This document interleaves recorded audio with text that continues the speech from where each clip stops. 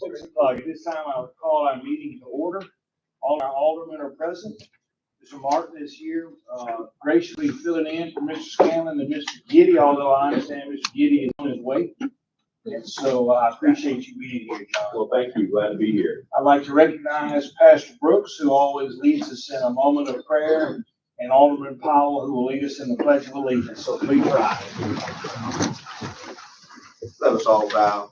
Gracious Heavenly Father, truly it is a blessing to be back here in this meeting and gathering room together with one another. And Father, we're asking in the name of Jesus that your presence be here with us, that you will lead us and guide us according to thy grace and thy will. And Father, we just pray that we be obedient and do things that is pleasing in our sight and decently in order. Once again, we pray for this city in a mighty way. We pray for all the leaders and departments that exist and the residents, that this city, Gloucester, will be a city like none other. And so we just thank you in the precious name of Jesus. We do ask. Amen. Amen. Attention, salute, I pledge allegiance to the flag of the United States of America and to the republic for which it stands, one nation, under God, indivisible, with liberty and justice for all. Thank you both for that. Alderman Powell's got to be here every monthly meeting. Pastor Brooks does. Pastor Brooks, I appreciate you coming and doing that for us. And it means a lot to me, and I'm sure everybody else here as well. So thank you for doing that. At this time, I need to recognize a few birthdays. Miss Ruth's birthday was October the 7th, as I appreciate it. Is that true, Miss Ruth? Happy birthday to you. Nobody will ask how old. It's got to be 19 or 20 is my best guess. I wouldn't tell you the truth. Also, Pastor Brooks's birthday was yesterday. Pastor Brooks, you don't have to admit how old you are. I don't mind. Big 6 old. Awesome. That's great. And I also understand that tomorrow is Miss Colleen Wise's birthday. Happy birthday, Colleen. All right, at this time, yes. My birthday's coming up too. When is that? I'm gonna pick a number. When? Oh, 14. October 14th? October 14th. Happy birthday to you. That'd be Monday, like Monday we can all say. I think, right? Okay. All right, item 3A, just need to make everybody aware that Germantown High School's homecoming will be the 17th of October. They're gonna have a parade, and that the parade route is all in your materials so that everybody knows about it, and hopefully some can attend. Ms. Kellum, you wanted to talk about the Mayor's Youth Council Halloween party, 3B. Yeah, so our Mayor's Youth Council is going to have a Halloween party and a fundraiser on October 30th. So please spread the word. We'd like to get some of these kids some money to do some fun things with. So thank you. Okay. Item 3C, the city has historically recognized trick-or-treating on Halloween Day, which is Thursday, October 31st. Apparently that's what the other cities in the area do. So absent any objection to doing that, that's what we'll recognize as the official trick-or-treating date for the city of Gluckstadt, Thursday, October 31st. Finally, item 3D has to do with 2024 Veterans Day celebration, Sunday, November 10th. Lindsay? Yes, so this is a group called the Madison County First Responder Fund. They are going to hold celebrations for Veterans Day, and we're going to have it at our new police department. So there will be all kinds of things, a ceremony, walk with the warrior, food trucks, all kinds of fun things for the kids. So we hope that y'all will join us and spread the word. All right, let's go to item 4, the consent agenda. Before I ask you guys to approve it, I want to make a few comments here about a couple of things that were amended, particularly with regard to the September 10 minutes. In the set of those that you guys received, there were two errors. One was a spelling error of Dominion Equipment Company. We've corrected that. That was misspelled in the draft that you guys had. And also on the court clerk deputy job description, the vote was noted in the draft that you have as being 4-1. In fact, it was a unanimous vote. So the actual minutes that you guys will approve will be approved subject to those edits. Other than that, in terms of the consent agenda, I don't have any other edits to that. So I would ask for a motion for approval of the consent agenda. Motion to approve. Mr. Taylor made the motion. Is there a second? Second. Mr. Powell seconded. All in favor? Aye. Any opposed? Mayor, we skipped one. No, I'm good. All right, let's go to item number, no, seriously, let's just move on. Item 5 has to do with amending the budget. As you guys can really tell from the proposed amendment, this really has all to do with, mostly to do with the fact that we were unable to spend certain monies in fiscal year 24. So we need to amend the budget to account for that, both the increase in cash that will be moved into that budget and also to reflect the expenditures.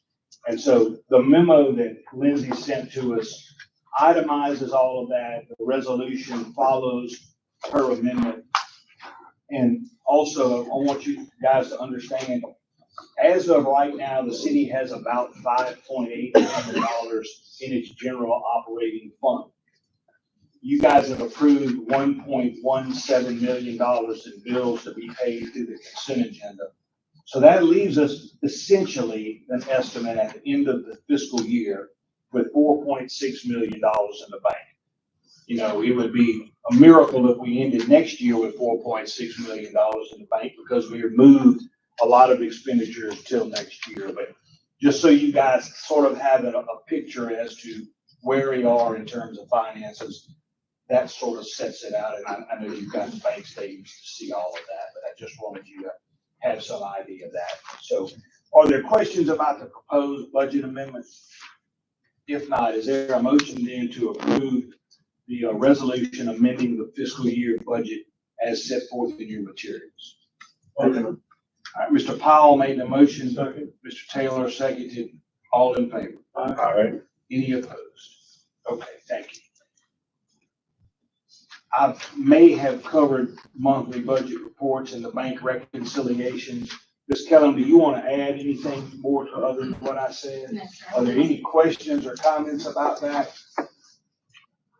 Okay, let's then go to item 6A, discussion and consideration of the amended flood prevention ordinance. Item 6A, Mr. Hall.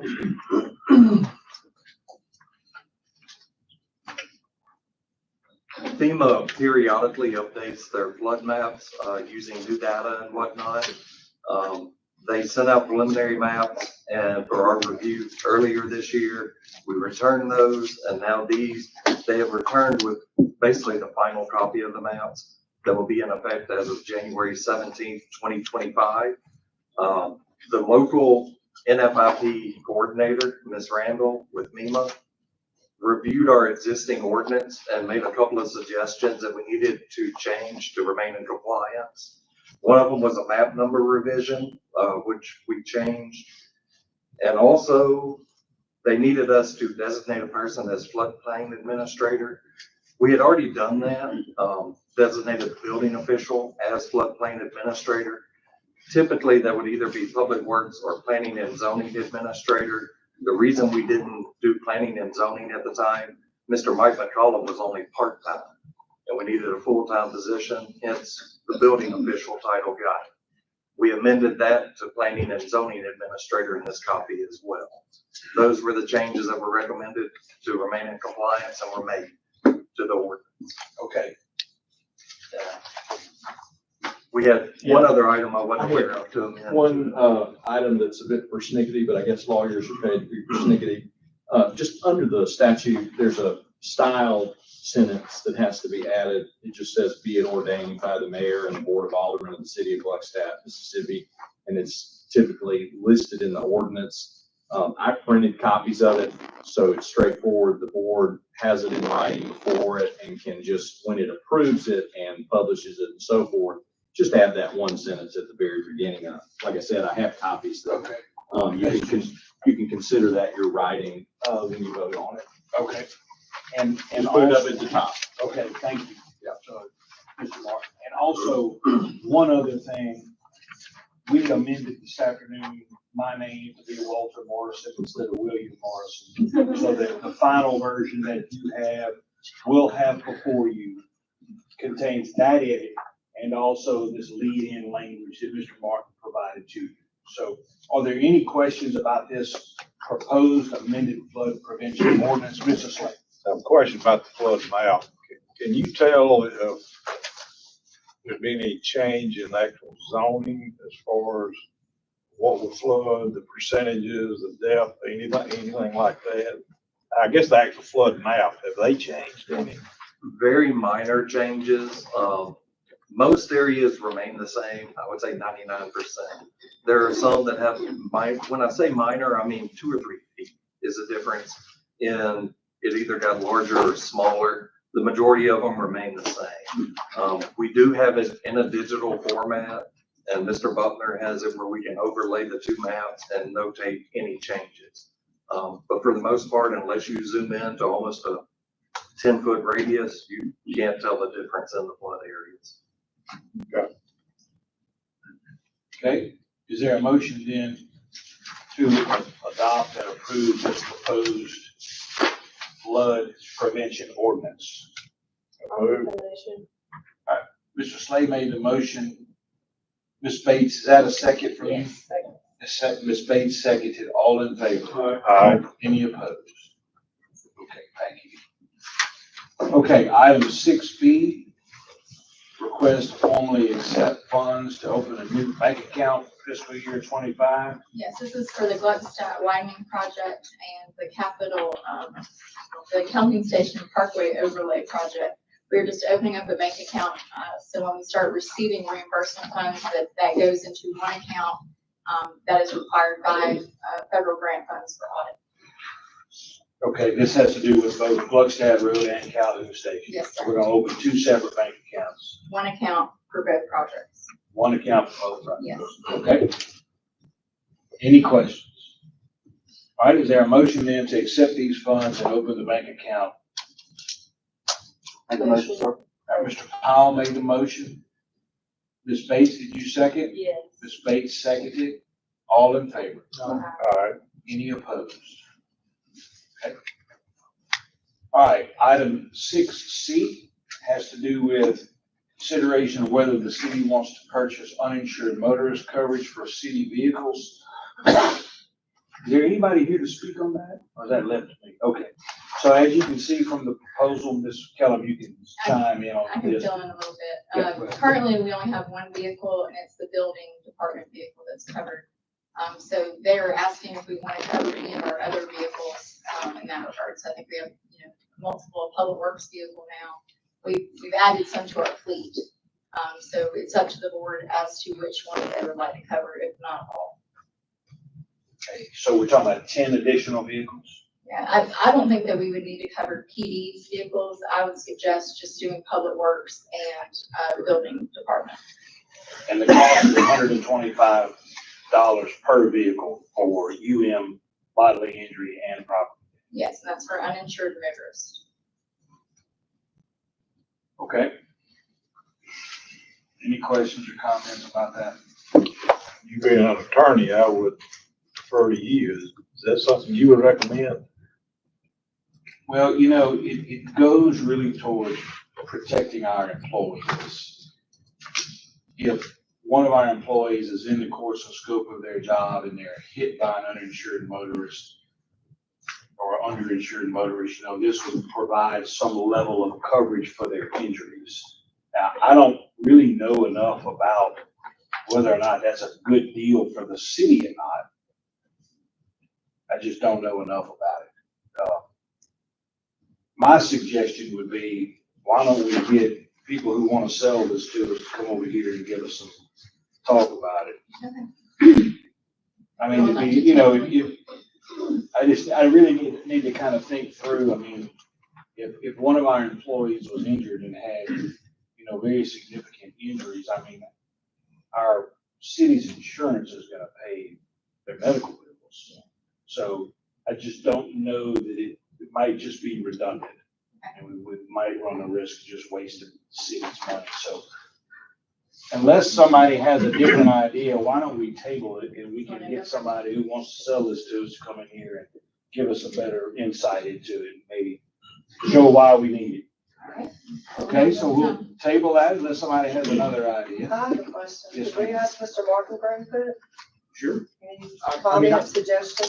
I agree with the mayor. You know, I have, you know, some experience litigating claims where having that coverage made the difference in being able to fully compensate the plaintiff. Now, those were not in the context of municipal or governmental employees, but the same principles apply. So I think it's a worthwhile thing, but I also don't know anything about the economics of it. So I agree. I'd want to know what it costs, and really, is it necessary, or are you already adequately covered by what insurance the city has? That, to me, that's the big question.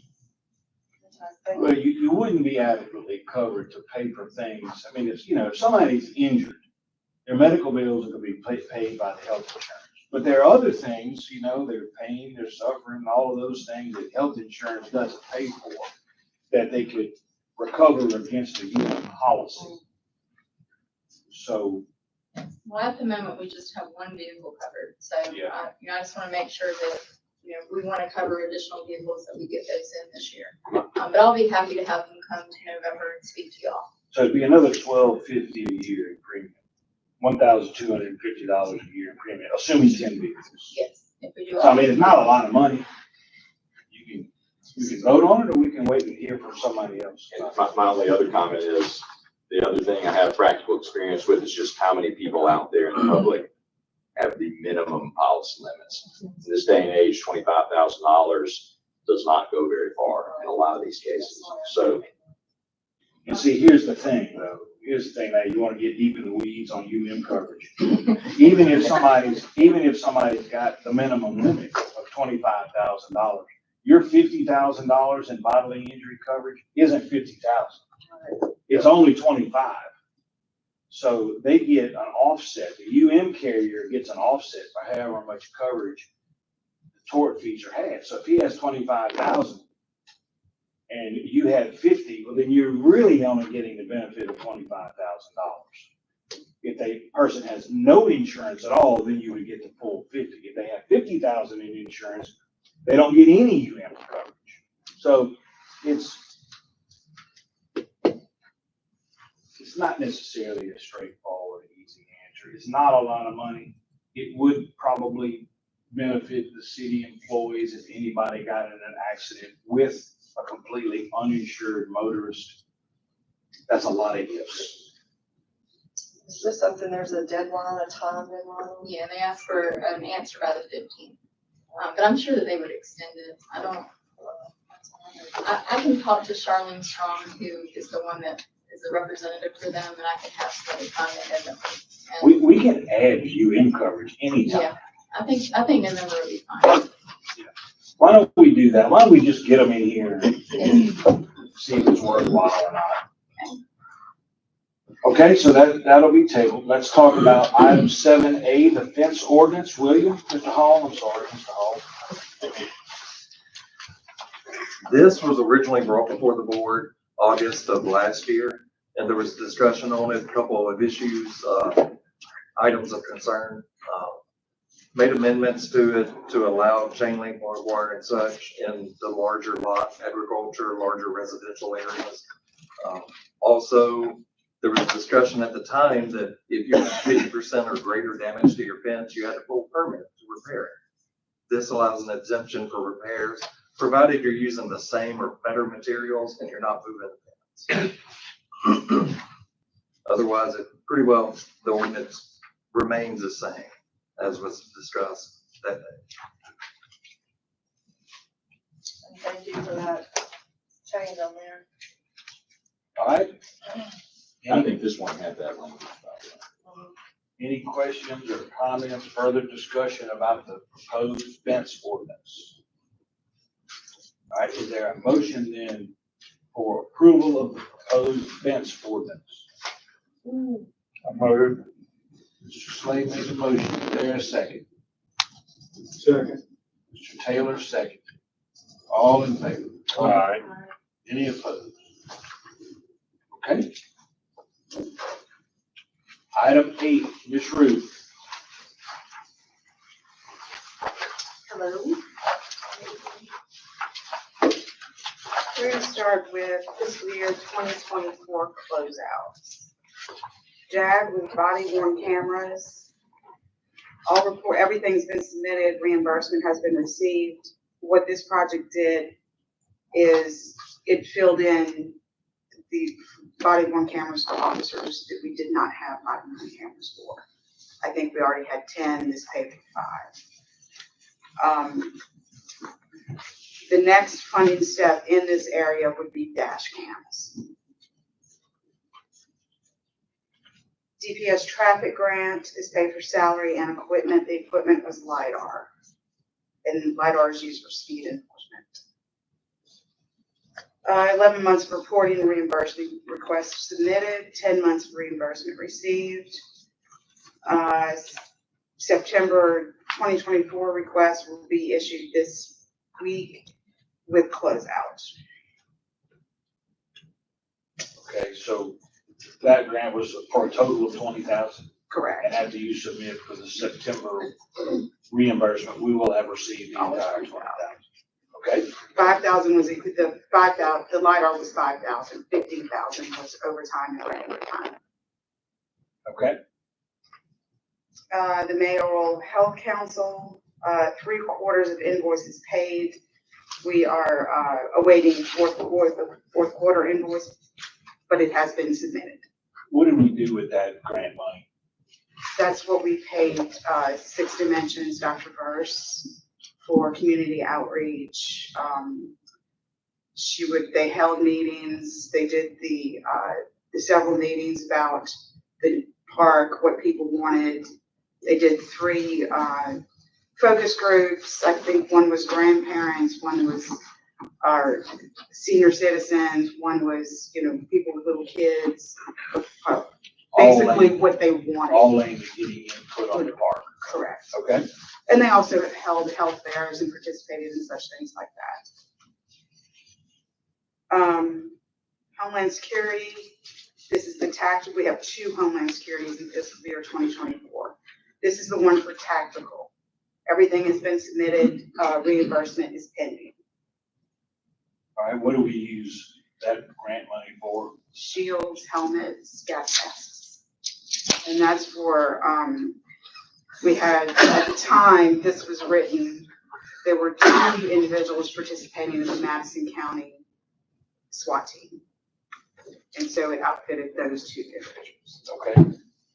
All right, and then the next Homeland Security. This is the one that we have to get an extension on, and that's due to ALPR implementation. The last ALPR went in the air yesterday, and that is the church in Calhoun Station site. I'm sorry.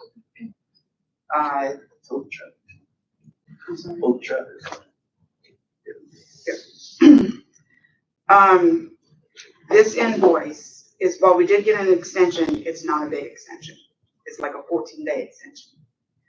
So this invoice is on today's agenda. The check will be cut tomorrow. I will bring it to the vendor for them to put it in their bank tomorrow. And the reason behind this is to seek reimbursement. You have to submit a canceled check. The bank, you have to show that the funds have gone through your bank account. And the vendor already knows that they have to put that check in their bank account tomorrow. Okay, and so this is $150,000 we're talking about? Yeah, that's a combination. It's one Chevrolet 1500, 12, 13 ALPRs, tactical equipment and tactical commodities. The tactical commodities in question here are, training bullets. And the truck is being used for what? It's currently being driven by investigator Tucker.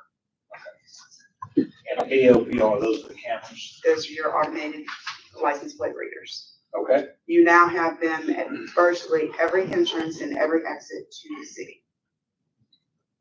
Question on JAG, that money was to fund body cameras. Mhm. You said the next step or phase would be vehicle cameras, is that right? Dash cams, correct? Okay, have we applied for that? No. It's just in this area, the next phase would be to go to dash cams. Dash cams are are significantly more expensive than your body cams. And I imagine that's why body cams were going with first, is due to a monetary issue. So when can we apply for the dash cams? The dash cams, I can't get through JAG, the budget's not big enough. JAG money is awarded in two different ways. One is an allocation. And allocations are decided by population and violent crime statistics. And that's the big money. Gluckstadt has neither. So we get 5 to 10 to 12,000. On a good year, we'll get $15,000 that we can apply to for JAG. So JAG is not the solution for dash cams. Okay. That's gonna have to be a Homeland or United States Department of Justice solution.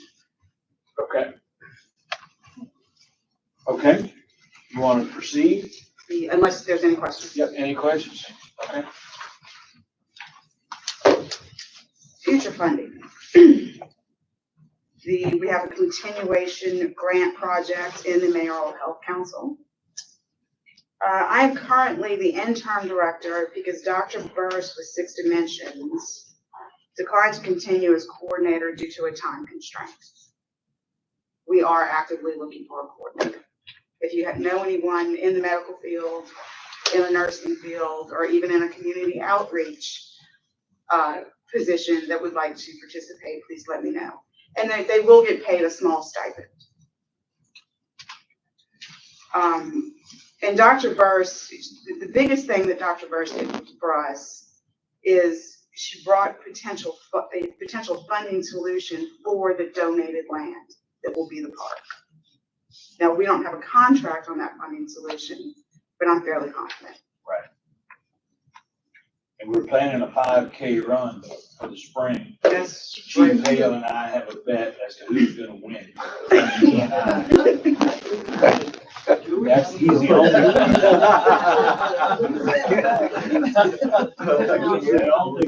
He's the only person that I would bet that I can beat. If anybody else wants to make a similar bet, I would encourage you to do so. Just be sure he's there. Yes, and the 5K will be centered around St. Patrick's Day. Awesome. And it will focus on respiratory and heart health. Does the director have to be, they don't have to live in a city, right? No. That's what I thought. Anybody They who's could got not real, they could not be a city employee is the big thing. Right. Okay. Yeah, do that. Okay. anybody who's got an interest in health, community wellness, it'd be somebody who's got the time to do it, it would be great for somebody to step. But we are keeping it alive until that person comes in. Sure. It's not a defunct project. We're still going. Okay, Award received, Bulletproof Vest Partnership. This pays for patrol vests only.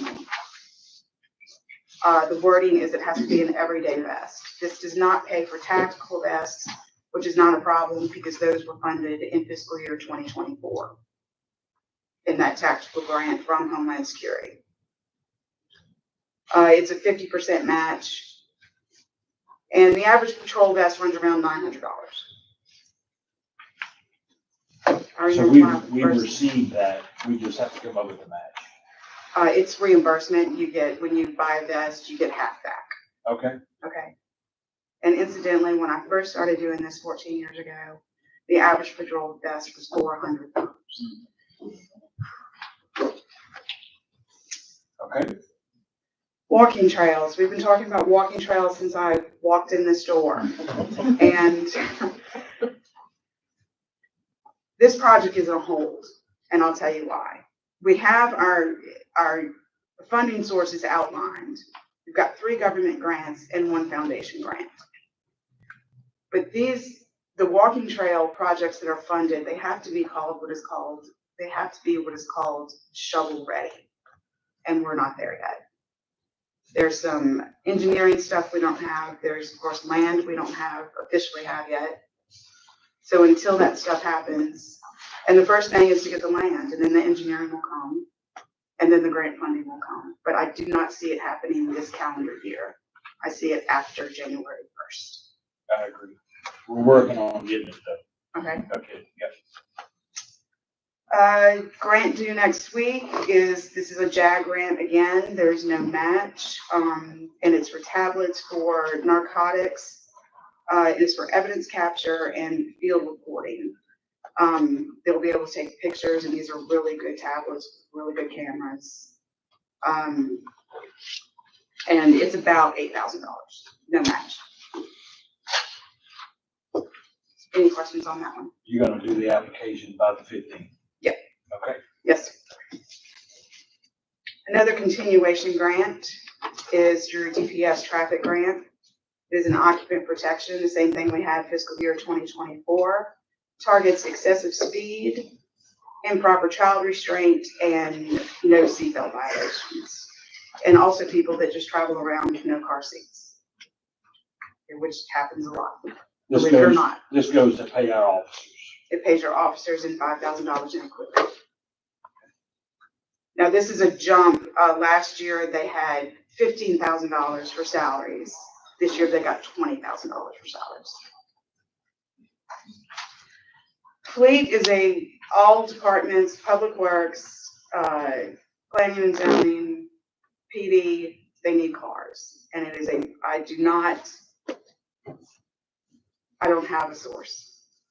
We'll just say that this is currently in the research phase. I look for it every day, and I do not have a solution.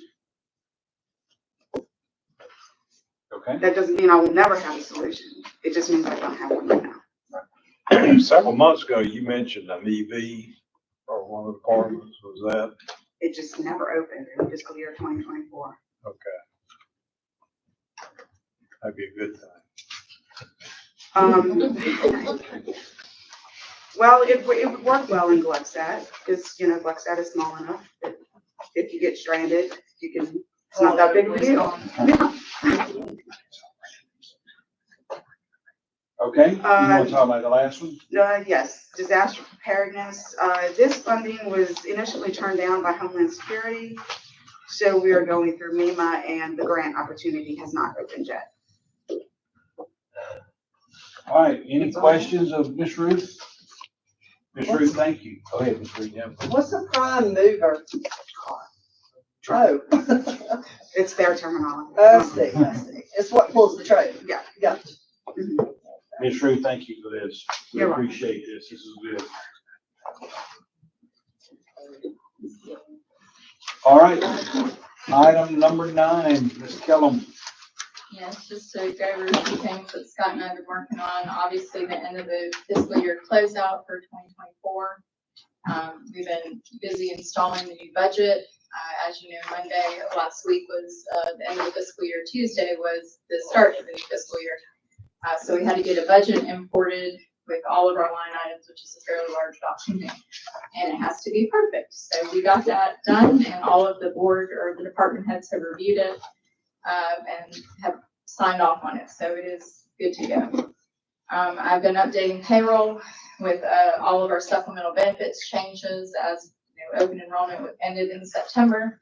So I've been working on that.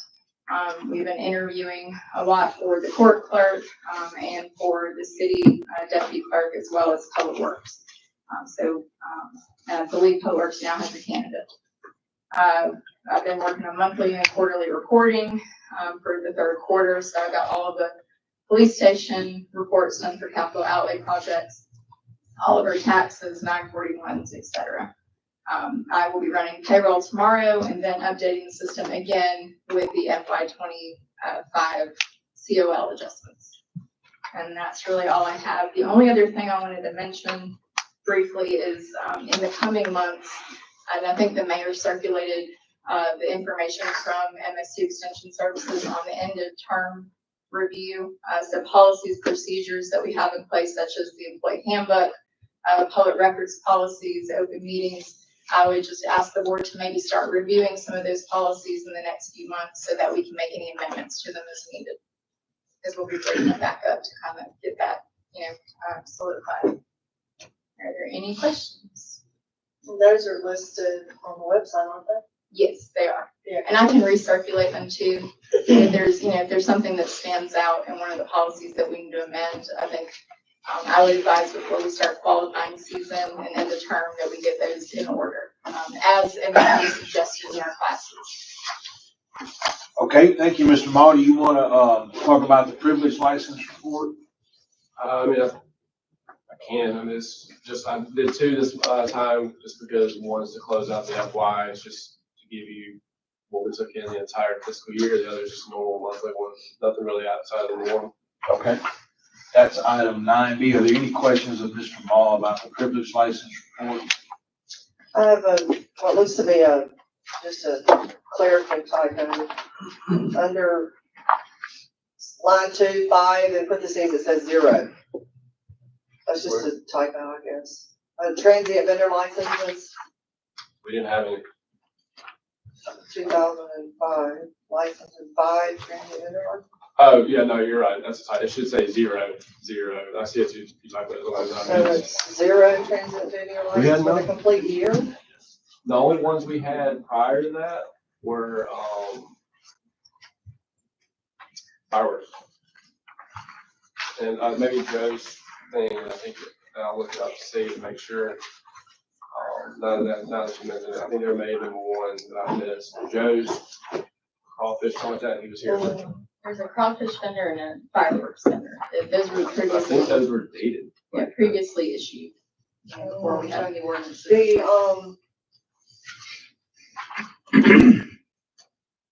can't think of the name.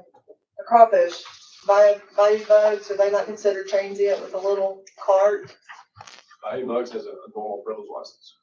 And that wagon or the portable falls underneath that? What they call us is a full privilege license, because they're more than 6 months out of the year, so. That's true, yeah. Like, we have some food trucks now, the new one was, Brothers Tacos, I mean, it's technically a food truck, but they're here all year, so they were able to, they did their food truck fee, all that kind of stuff. My office, or our office, all they needed was a regular privilege license. Okay. And some Burgers and Blues has reached out to me, Steven Soller, and they look to be looking for a food truck, or to get a food truck on his brother's land, Lee Soller. And so they're gonna go through the proper processes to get with us on a transient vendor and the plan and zoning on the food truck ordinance. But I will, there's a few things on there. Let's rush through that, I'll make some corrections on that.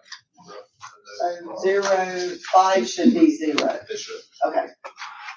All right, item 9C. Mr. Maul, you want to talk about the fixed assets report? Sure. So the 4F, I mean, this is something we just keep in our office in case anybody really wants to do it. It's essentially an accounting of everything that we own that is classified as a fixed asset. It's not to be confused with inventory, because we have a lot more inventory items than we do fixed assets. There's certain qualifications something has to be considered fixed asset. Our threshold is at $1,000. Anything that's not $1,000 or more is not on there unless it is an exception. One of the exceptions, sometimes is a gun. It doesn't matter if the gun's $2, it's gonna be on our fixed assets. A vehicle, like our Tahoes were $100, they're still listed as an asset, et cetera, stuff like that. If you see on the Word document that I had, previously, I did not include depreciated numbers. That was on the, made some notes and changes. There's been some other stuff that was originally classified mobile equipment that probably shouldn't have been. This has all been taken care of. It's all in Tyler now, especially. You see the numerous reports and registers that are in there. Going forward, unless we have to make some other changes, which we'll make notes on of any changes. I mean, there's always going to be stuff that's not perfect, right? We're going to have to make some changes when we need to. We'll know just how I did there. I explained everything I did, why I did it. I'm gonna be happy to answer any questions I can. A great example was the license plate read, the flock cameras that were originally on fixed assets. It should not have been, because we don't own them. We release them. So we had to, and I had to figure that out because they were already in our system. And, you know, a good thing about Tyler is you can't just go and delete an asset. Well, it was already listed as an asset, so had to dispose it. Well, unfortunately, you can't really dispose it because you never owned it anyway. Did Louise on that, talked to our auditor and everything. We got that straightened out. But yeah, this should be hopefully the numbers we'll use going forward. Obviously, they're going to fluctuate year to year. We'll, like I said, we'll find out new stuff every time. I do the best I can. Like this building is essentially, I put it on there, but it's technically still a construction in progress. It hasn't been officially completed. I put it on there just to note it. It will change. You'll notice that's the whole number. As soon as it's complete, start the depreciation process, which is, for what's worth, we use a straight line method. You have a useful life, you have a salvage value, and Tyler does the rest, thank goodness. Mr. Mall, is this something that we file with somebody? Or We is this don't, just we have to internally keep it, done? we have to keep it on record in case the state auditor ever wants to ask for it. So I've done it. You need it for audit every year. Yeah, you do, We don't file this with any governmental agency. no, we do, we keep it. We have one, since I've been here, we've been on 22, 23, 24. We And are I'll required to continue to. report to you all annually on fixed assets and privilege licenses. Right. that's So why this is your report to the ended board. fiscal year 24. This is an FYI matter. The board doesn't need to vote on it. No, Okay. it's just a report. This is an FYI matter, but it's important. And I know Mr. Ball spent a lot of time working on this. Any questions of him about this fixed assets report? Okay, let's go then to item 9D, public depositor report. This is similar. Yes, it's all close to the fiscal year stuff that we're bringing before you as required by, Okay. state statute. So This- essentially, this is just to notify you all that I did file this report timely. It's for our public deposit, like basically all of our bank accounts that we have to file them with Treasury and let them know the balances and they keep up with all that. So it's been done and completed. Any questions at all about the public depositor report? This is required to be filed. Yes. Got a question. I know right now we got 8 accounts. We're about to open up 2 more. We for will grant have money. 10 Have total. 10 Yes, accounts. sir. You know, obviously the major money is in like 4 accounts. One of those being our bond, I guess our bond account. Yes, and keep in mind, we close out those accounts as, you know, we Right. exhaust the funds. Are we accruing interest on all these accounts? You're only getting interest on your general fund. Is that the only one we're Yes. able to, Yes. really?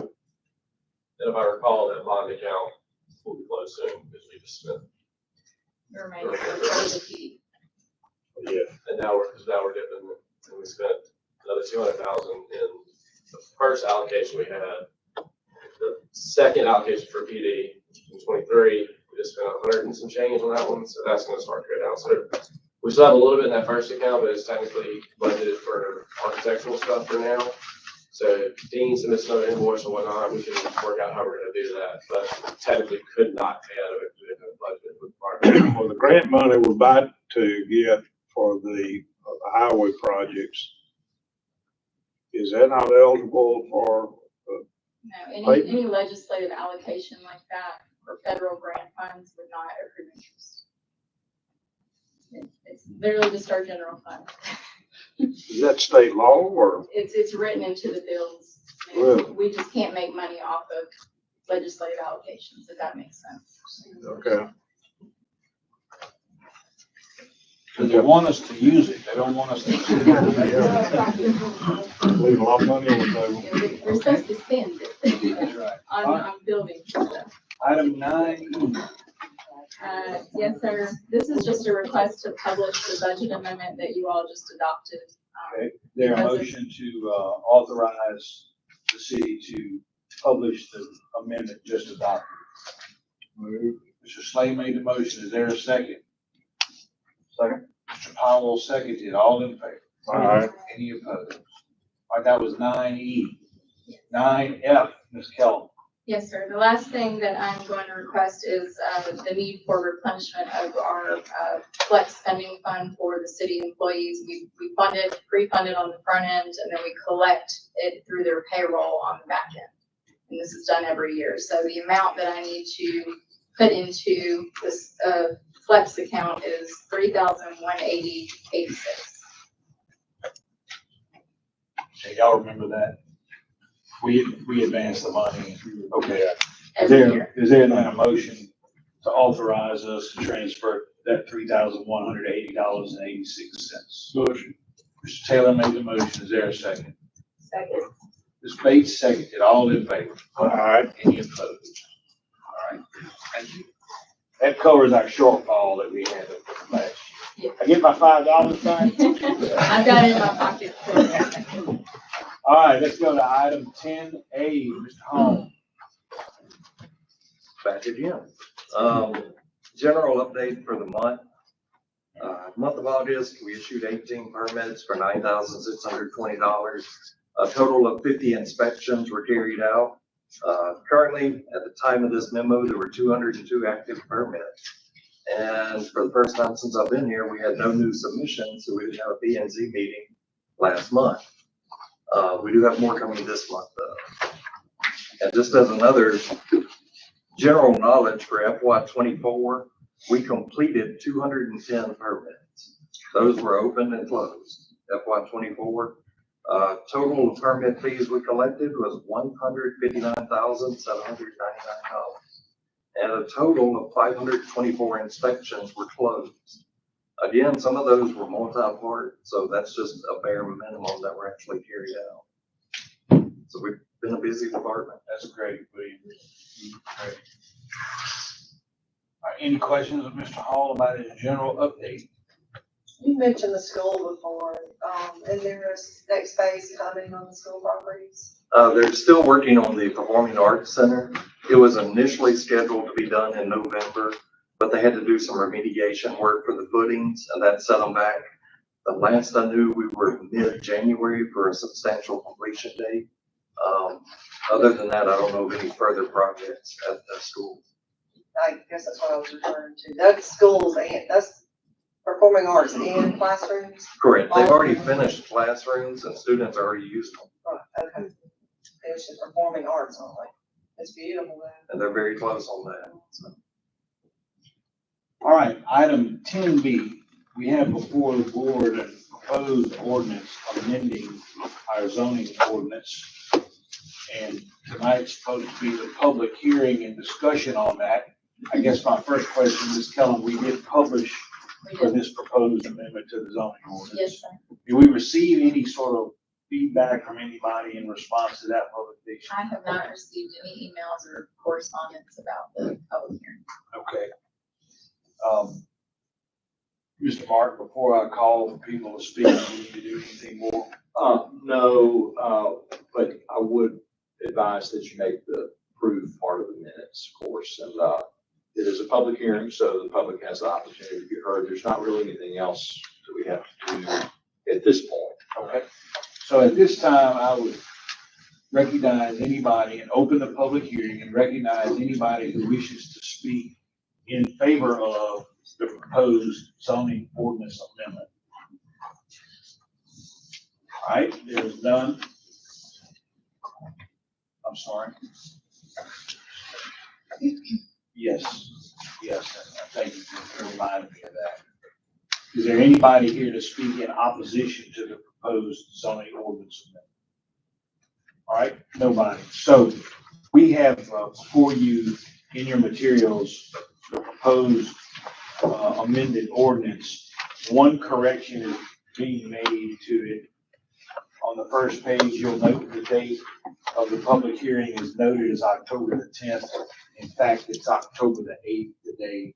So if this proposed amended ordinance is adopted, it will be adopted subject to that amendment. I'll now at this time close the public hearing and open the board for any discussion about this proposed ordinance. Anybody? I would like to make one change. It is section 6.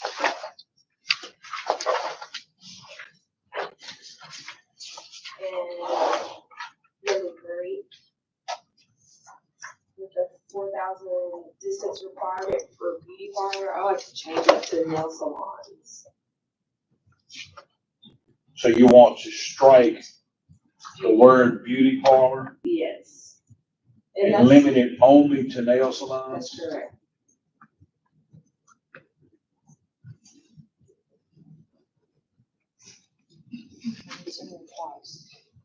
I mean, this paragraph really doesn't make a whole lot of sense. So let's see if we can rephrase it to what. Yeah.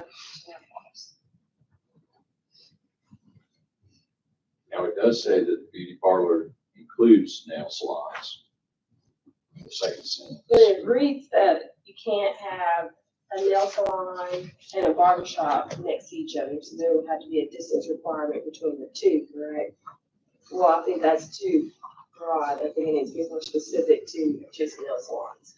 I think it should be specific, yeah. That's a good point. You basically want this to say there shall be no nail salons permitted within 4,000 feet of each other. That's correct. That's what you want it to say. Doesn't, the way I interpret the definition of beauty parlor, it can include, I guess, that same type of treatment or service, though.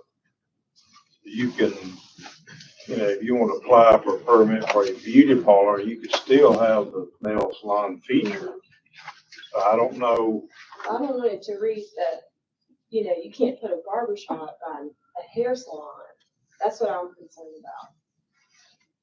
I agree with that, but I'm just, it seems like these definitions, I hate to say they're confusing, but there needs to be some clarification as to what a beauty salon is limited to. Right. Is that only hair, or you can't include nails or whatever? If you're going to, you know, say no nail salons, you're not going to allow a beauty salon off nail services or whatever. But it should be a definition of what a nail salon is. If I may, we did add in, so when William and I were discussing this and the best ways that we thought to encompass all of the concerns that the board was having, we did define what beauty salon or beauty parlor was, but we also included definition of a nail salon, definition of a barber shop, definition of, let me make sure I get them all right. But you've got hair salons and spas, and so we encompassed that all into one use, but, you know, because I thought that was what the board wanted, but however, you know, I do see now that the board. You've got, but what you did is you defined beauty parlor to include nail salons. Correct. And then you got a separate definition for nail salons.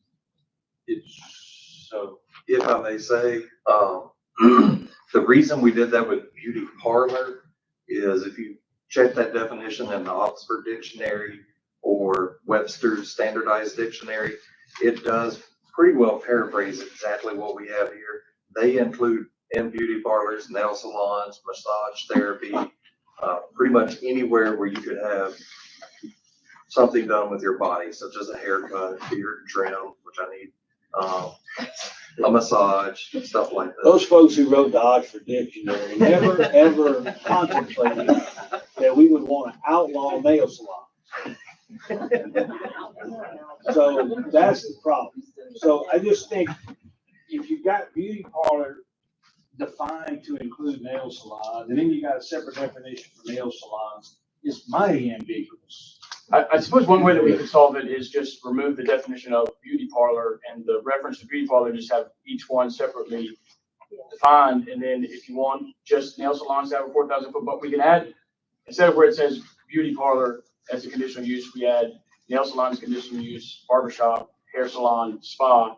And then if you only want the 4,000 buffer or the buffer zone around nail salons, then we can just add that language onto the nail salon provision, relief hair, barbershops, hair salons, and spas, just as is. So we're gonna strike the definition of beauty parlor entirely. It's not needed, it seems to me. If that's what the board wants, yes, ma'am, we can do that.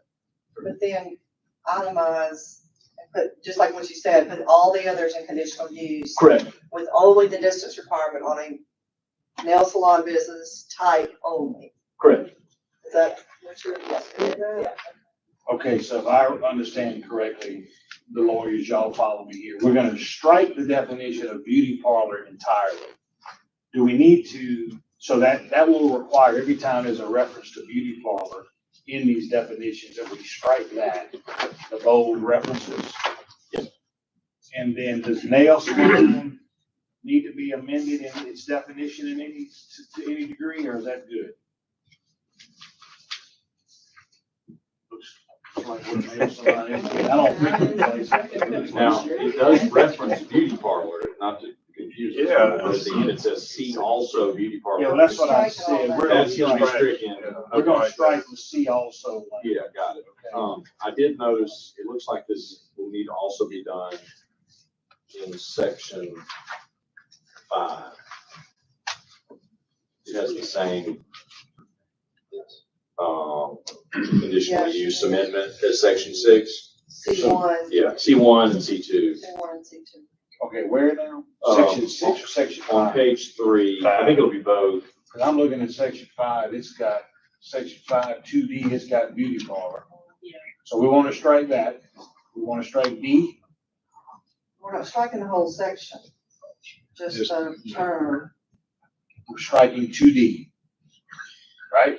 Beauty Well, parlor. You're just nail- replacing beauty parlor with nails. Nail Replacing the salon words. would stay. Okay, we're gonna make Nail salon. nail salon instead of beauty parlor. So nail salon shall be permitted.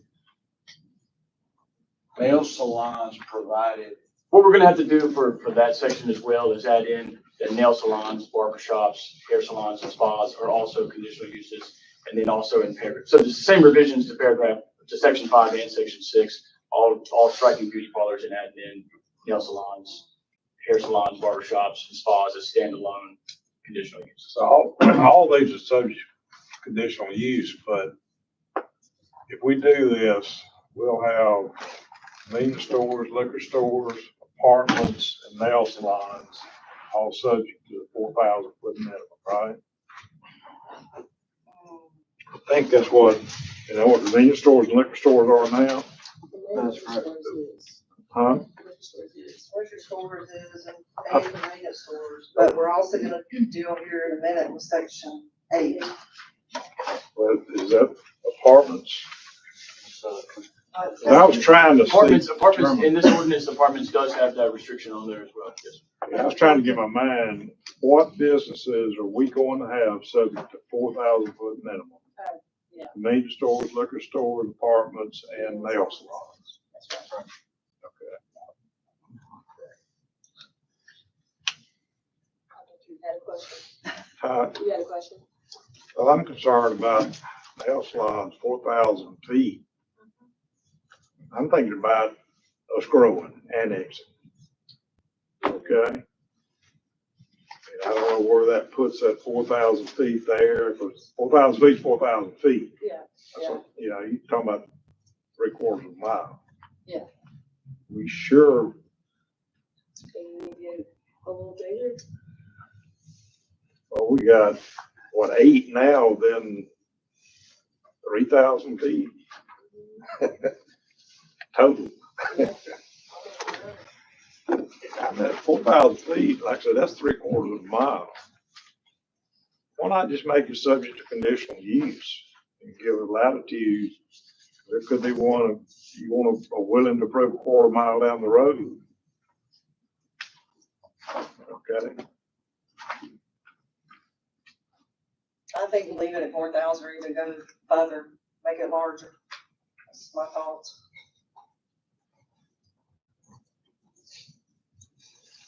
But my concern right now is that we don't really have a good form of an ordinance for you all to read, consider, and vote on, because this one needs amendments.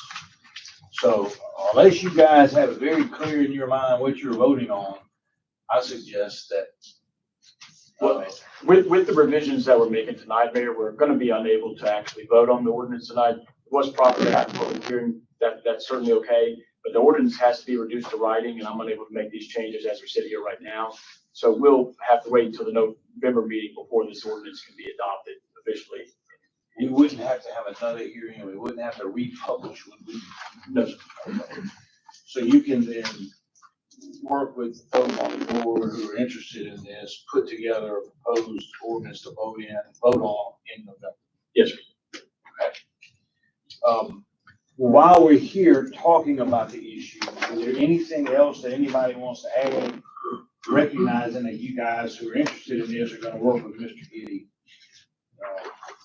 I have a question about, we've got an application pending right now.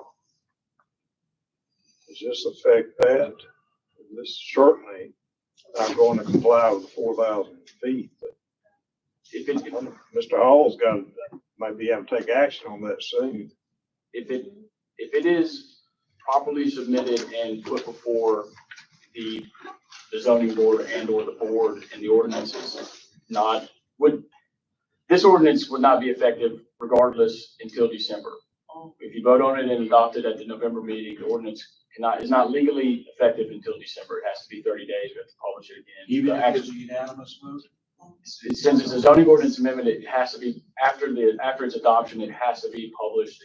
It's on you can't, even with a unanimous vote, it cannot take effect immediately. So the earliest that these zoning ordinance changes could be effective, it would be December.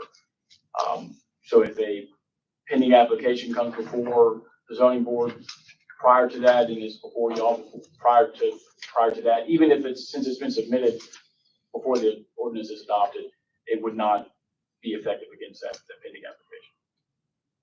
All right, any other substantive comments or suggestions y'all want to raise to provide Mr. Giddy? I have a question actually for Mr. Slay.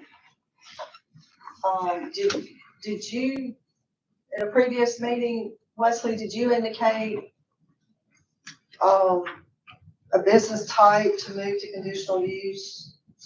Used car lots, or did you said junkyards and pawn shops, but did you ever indicate used car lots? I don't remember. I wouldn't be opposed to that, but I don't remember doing that. Now we'll caution though that if it was not noticed and it's a new use, we can't add a new use to the ordinance. That would have to take a separate notice. Okay. I was gonna say that as well. I think you can restrict now from what's published, but if you're going to increase the distance, for example, I think you'd have to republish. If you're making it more restrictive than what was published to the vote. This you can clarify exactly as you all have discussed and vote on it when Mr. Giddy has it, has those changes made at the next meeting, but you can't expand it without republishing it. Just as note, used vehicle sales is already conditional use C2. I do think that was brought up at a previous meeting when there was the list first got sent around, but when we were going through the ordinance that we did realize that it was already conditional use, so there was no necessary, I do recall that now. There was no need to make a change because it was already a conditional use in the property zone. Okay, so item 10B then will be tabled pending revisions and formulation of an ordinance to present to the board in November. You guys on the board who are interested in this issue, please work with Mr. Giddy to formulate that proposed ordinance. Okay. All right, item 10C, discussion and consideration of an amendment to the adopted 2018 International Property Maintenance Code. Mr. Hall. In the July meeting, we came forward with some proposed amendments to the adopted property maintenance code in relation to commercial property maintenance, what needed to be mowed, what did not, and such. That was done in a memo format, and then further discussion, it was decided it would make it more formal to put it in an ordinance format. So this is the same. Everything stayed the same from the memo. It just now reads as a formal ordinance for adoption. And if I recall, that amendment in memo form was adopted by the board unanimously. Is that true? Yes, sir. I didn't go back and look at the minutes, but I think that's my memory of that. So we're just reformulating what the board already unanimously adopted into an ordinance. Correct. Any questions of Mr. Hall about that? If we were to be questioned about this, because somebody might, is it correct to, be able to articulate that this would also encompass the blighted properties in the city, although they have to follow the code anyway? Some that are lived in, some that are not. I'm thinking residential. And then, obviously in our neighborhood, we have, a couple of acres, and some of the people just, the weeds get high. So this is gonna capture that language, but there's a mechanism of enforcement. That already exists. This pretty much dealt with commercial properties such as undeveloped commercial, undeveloped residential, and being, and even existing and developed residential and commercial, being responsible to cut all the way to the curb edge or the edge of the pavement, including ditches. Previously, Public Works would have come out there and cut all that, and, homeowner might cut their grass on Monday, Public Works might be out there the next Thursday. It's just as they got through it in the mowing cycle. So this moved that over to the property owner's responsibility. All right, any questions or comments? Is there a motion to approve this amendment, this ordinance? Move. Mr. Slade made the motion. Is there a second? Second. Mr. Powell seconded. All in favor? Any opposed? All right, item 10D. Do they have the amendments that we talked about today? They do not. Okay. So as you guys can see, this is a sign regulation pertaining to political signs. If you look at this,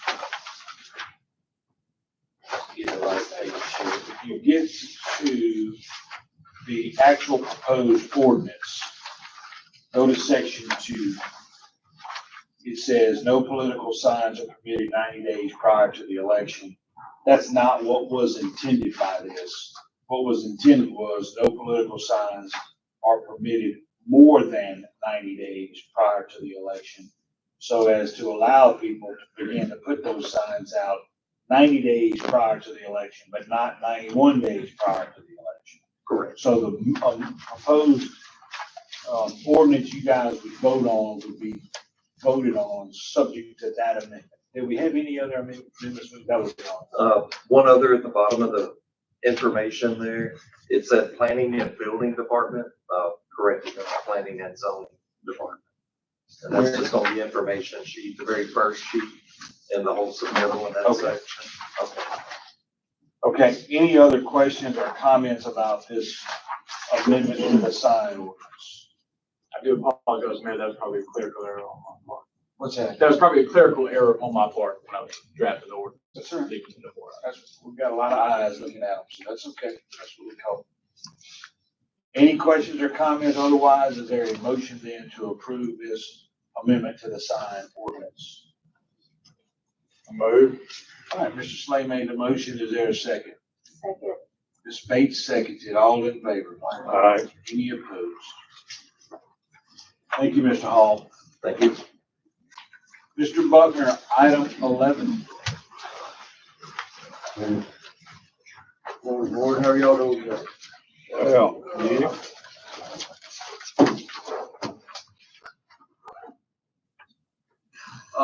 This is a request to approve the resolution with Madison County in order for us to use the unused funds from our original agreement that we did back in the spring. The invoices came in a little bit lower than what we needed it to be, or what they were estimated to be, due to not having to do as much base repairs, just the top layer that had a lot of water damage on it. And we had about 96,400 left over. The county's allowed us to use that money on these extra roads. Any questions about that? All right, is there a motion then to approve this resolution? Motion. Mr. Taylor made the motion. Is there a second? Second. Mr. Slade seconded. All in favor? Aye. Any opposed? All right, item 11B. This is a professional services agreement with Stantec for the Gluckstadt Road widening project, IMDOT congestion mitigation grant that we have. This will be for phase one services only. That is just because this is such a large project. It just makes it easier for us to simplify the process and, like it says, more accurately estimate the cost and everything. All right, so this has to do with approval of the professional services agreement for the Gluckstadt Road widening project. Any questions at all about that? I assume none of this needs to be bidded out or anything like that. Not professional Not services. professional Of course, services. lawyers can chime in. Yeah, I think that's the Okay. distinction. We did talk with, we did talk about this, discuss this and determine that since it's not, there's no commodities attached to it. It's just for services, so professional services. Later in the grant, we will have to do a package and do a consultative bidding process, but for the preliminary engineering that doesn't spend federal funds, we can set up a professional services agreement and get this preliminary engineering design, right-of-way purchase for this one, before we do that. But once we get to construction, then we'll have to bid out and do a short consult. All right, is there a motion to approve the professional services agreement with Stantec for the Gluckstadt Road project? Make a motion, sir. Mr. Powell made the motion. Is there a second? Second. Mr. Slade seconded. All in favor? Aye. Any opposed? In a similar fashion, 11C has to do with the professional services agreement with Stantec for the Calhoun Station Parkway project. Yes, same thing. It's just the whole project. This is not going to be divided up in phases. With it being an overlay project, it's a little simpler, less intrusive. So this will be for the whole project for preliminary engineering and everything like that. All right. Is there a motion then to approve the professional services agreement with Stantec for Calhoun Station Parkway project? I'll make the motion. Ms. Bates made a motion. Is there a second? Second. Mr. Slade seconded. All in favor? Aye. Any opposed? All right, thank you. I did want to mention those two will go into effect on October 17th. We will have to be having a kickoff meeting, October 16th for the grant. So this will go into effect after that meeting. All right, thank you. Thank you, Mr. England. Thank you, guys. All right, Didn't you say the, Calhoun Station Parkway project should be completed by next summer? We're hoping early summer, midsummer. Okay.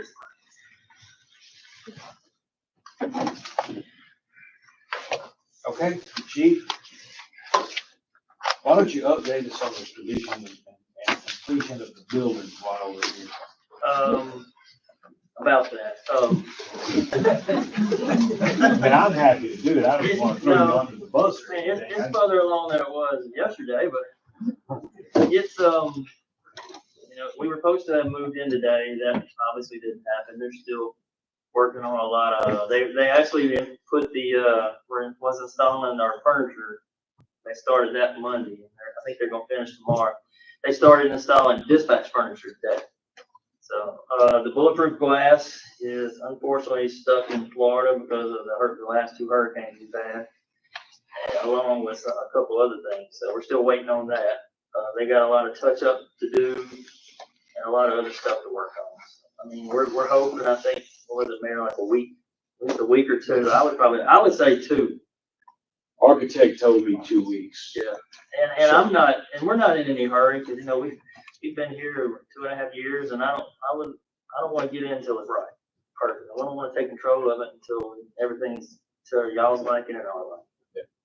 So we're looking at least 2 more weeks before it's ready for us to move into, and some of that's outside the control of the contractor, and we're not gonna make a big fuss with them about it because they're doing what they can, and like Chief said, it's no tremendous rush for us to get in today versus 2 weeks from today. I mean, we we dealt with each other for 2.5 years and had to smell each other. That's right. All right, you want to take, 12A, the firearms ordinance? Yes, Mayor, this was just, it was brought, I think, forward a couple meetings ago. And we realized we need, after speaking with some concerned citizens and board members, we realized we needed to have it amended, and I sent it back to Zach, and he made the amendments that everybody wanted, so now I'm just putting it before the board again. It changed, some of the changes were, you know, you can hunt with a rifle, on 10 acres, I think, or more, correct, Zach? 50 acres. There's certain limitations, different styles and different types of weapons have different acreage requirements, and that's straight from the state statute, that's allowed. You can shoot a shotgun on 10 acres and shoot a rifle on 50 acres. Yeah. The way I read it. Yes. Do you want to, there's a typo in the first section, Where at? violation. Oh, the word violation is misspelled. That's right. That's on my list, Lindsay. I forgot. Yes, So sir. if you adopt this, it will not have the misspelling of violation in the title. It's been corrected in my yellow folder. Chief Hale, anything else you want to add on this? I don't. Note this also has a section on carrying firearms in places, It does, including this boardroom. as well as schools and municipal buildings, yes, sir.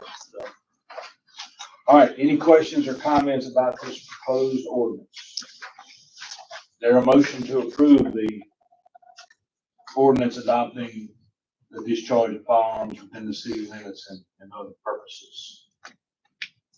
I move. Mr. Slade made the motion. Is there a second? Second. Ms. Bates seconded. All in favor? Aye. Any opposed? thank you. All right, 12B. Yes, sir. We, are getting ready to do some hiring. Of course, we were able to get another lieutenant spot added into this budget year, so we're going to hire within as far as the lieutenant. Only the sergeants will be allowed to interview for the lieutenants. And so whenever we decide, or whenever we pick that lieutenant, we're gonna have an open sergeant spot. So we're gonna have to hire for. Okay, so you want the board's permission to advertise and begin interviewing for the sergeant position? Yes, sir. All right, is there a motion? Make the motion, sir. Mr. Powell made the motion. Is there a second? Second. Mr. Slade seconded. All in favor? Any opposed? All right, you also want to request to post an interview for a lieutenant position. Yes, sir. That is for an administrative lieutenant. Moving forward, you know, once we get into our building, we'll be taking on a lot more administrative stuff, especially the dispatch and our new RMS system we're going to, which will be Motorola. So there's a lot of moving parts that's gonna have to be dealt with. And, so we're asking for an administrative lieutenant to go forward. And in the future, we're gonna hire, when we hire civilians, they'll be over the civilians as well.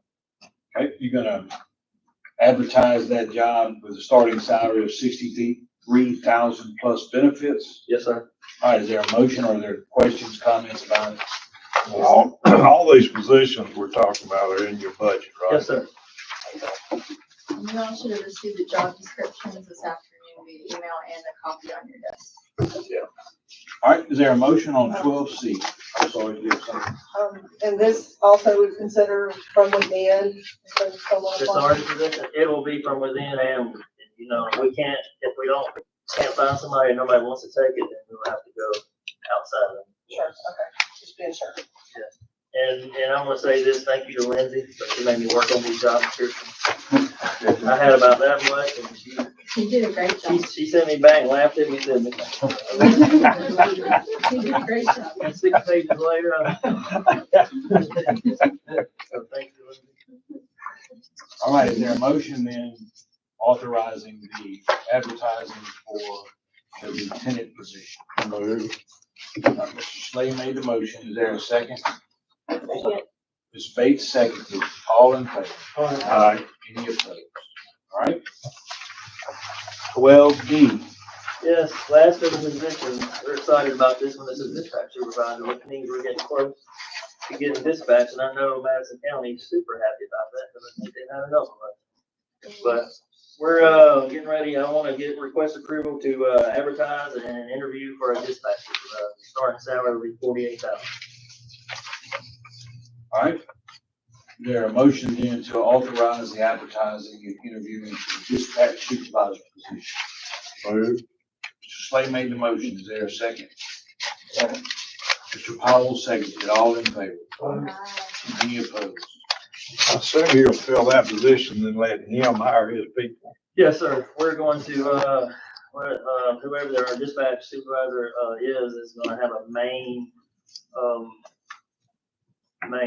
decision making on it. Of course, our administrative lieutenant will be part of it, and we're gonna, when we do hire the dispatch supervisor, we're actually gonna get some dispatcher supervisors from around the city to sit in on the interview. We've got 20, 30 years of experience, but we wanna hire the best as far as supervisors go and dispatchers.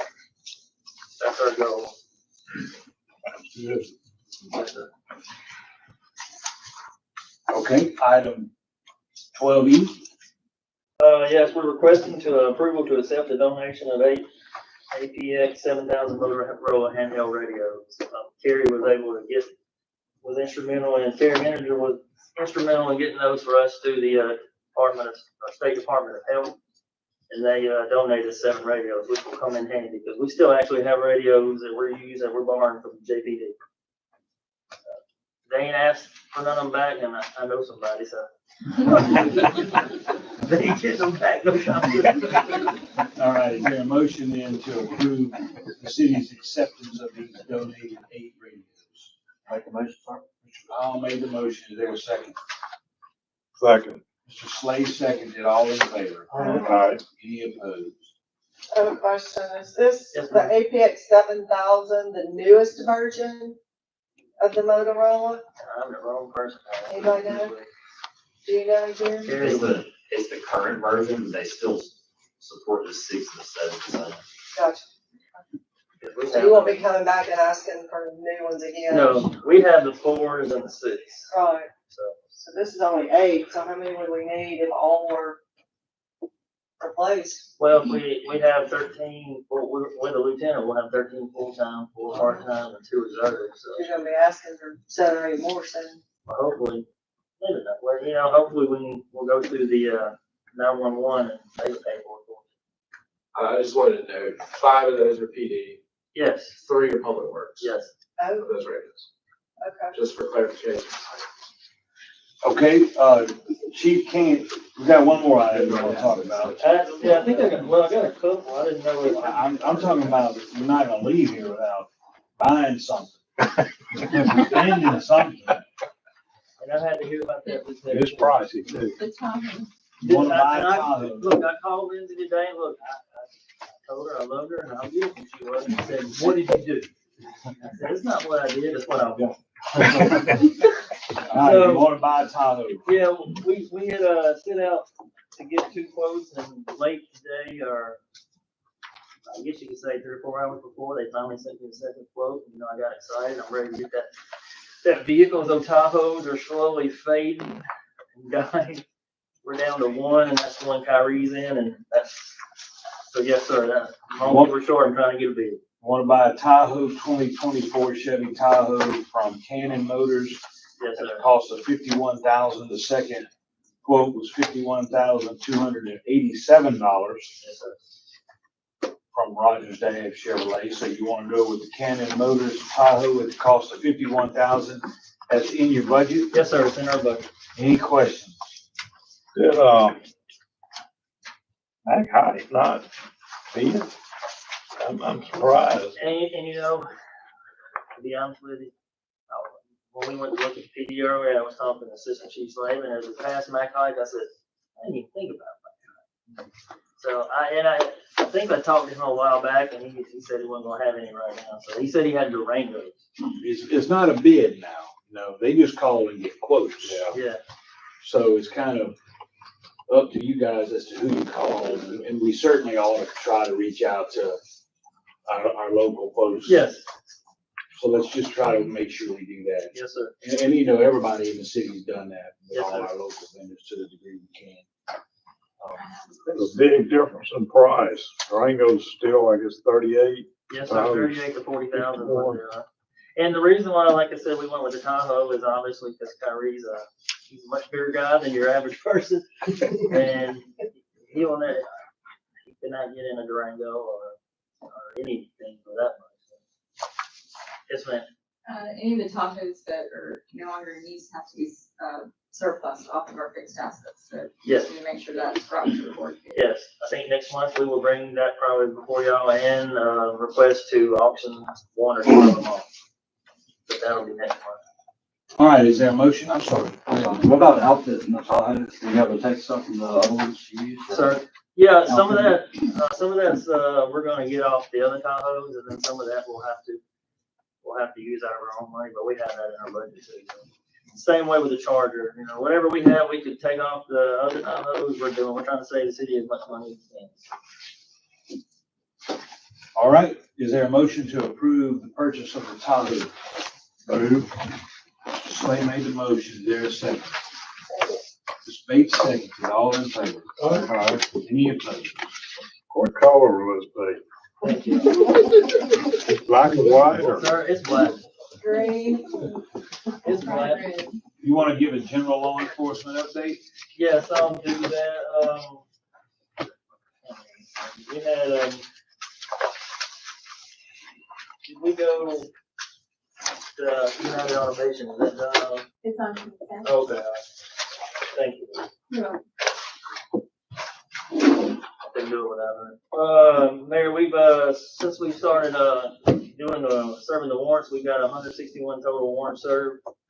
We generally get one or two of those a day, thanks to our flock family. Tickets are down. You'd be happy about 200 tickets. So we're not writing as many tickets. I think we're doing more warning tickets. So, even though they did make signs about us for cards, you can buy them for $5. I think they're pretty cool, but imagine that, making signs and complaining because you can't break the law. So, we've had 5 DUIs. We've had 5 DUI arrests, 5 possession of narcotics charges, misdemeanor. We had actually a lot of people fighting this year. This last month, we had 3 simple assaults, 2 disturbing the peace. Obviously, we had the 1 aggravated assault on a law enforcement officer that I showed a couple of y'all. And Officer Huff is okay. He got punched in the mouth twice. And we had 1 felony possession of controlled substance, which I believe was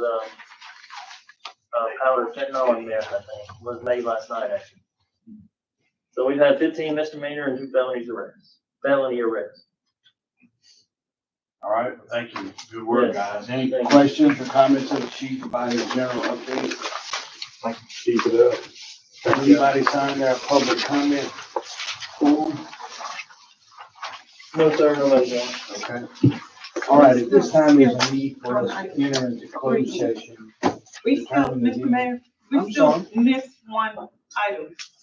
I didn't hear you. I'm willing to go back. They would like to recognize you, okay? Mr. Slade?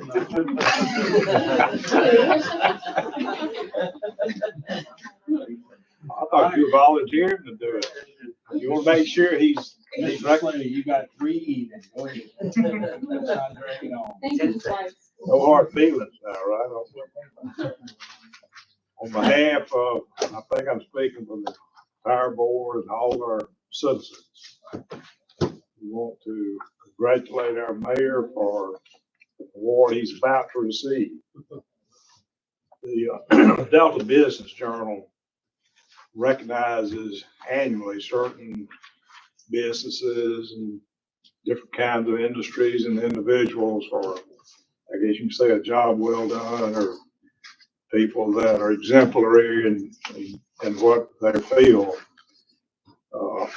One of those positions that they recognize is a best elected city official in Mississippi. And they're sitting an award that the journal just, I guess, picks themselves. They send out ballots. It's actually, I guess it's voted on. I know you can go to the website. I went to the website and look. You can go to the website, nominate people, vote, whatever. But anyway, our Mayor Morrison was voted, and will be awarded as the best elected city official in the state of Mississippi for 2024.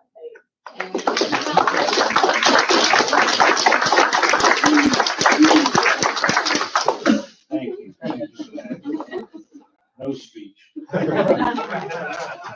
Well earned, well deserved. Well, I appreciate that, but I'll say like Chief Hale said, with the people who are in this building here, all these department heads that do all the real work here, they're the only reason that I got that, and they're the only reason that the city's done as well as it is.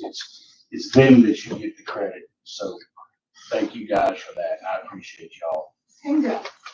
All right, at this time, we do need to enter into closed session to determine the need for executive session. We've got a couple of personnel matters to take up.